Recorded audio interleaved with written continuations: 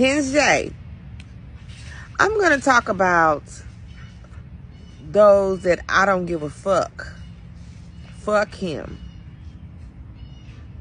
And they do everything that they can to break the bond of the male image and of the father. Now, you got to keep in mind that when you allow that penis to go inside of you, you can't get mad because it ain't what you thought it was, or the personality that you thought is what you like, or you a lot of times you're still in love because that's how you do. You try to hurt or break down the man and try to demean him as if he's a female. So you do tactics, so you start attacking the children and getting them involved with your poor judgments, your poor behavior, your inadequacy, and lack of understanding of good parenting. Something's in my eye.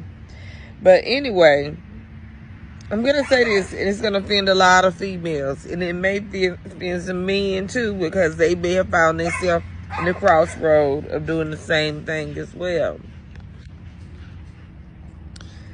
If you're doing visitation, and I've touched bases on this before, if you're doing visitations, and you got to understand that you don't run the fucking other household. The only household you run is the one that you're in. So when you send your child over there, stop sending them with those ignorant bad behaviors that you have taught him or her.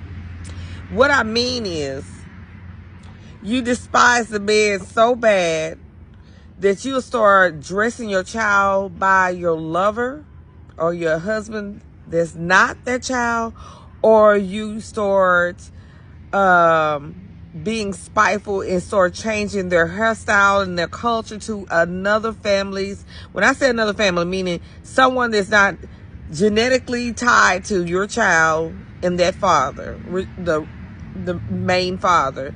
When you start allowing your children that you birth with the children's father, and you start changing their identity to make them become someone else's DNA. I mean, you do the hair, the clothing, you want them to act like a certain man. You're wrong. You are wrong on so many levels, and what you're doing is you're destroying a child, not the man. And a lot of women does this. A lot of them do it and not even realize that they do it. And the shit backfire on them. They don't tell you about it, but the shit backfire on them, because usually what happens once they reach a certain age, those children at adults or teenagers or preteens have talks, whether if it's a lashback or talk about them or make them feel like the mother or father ain't shit.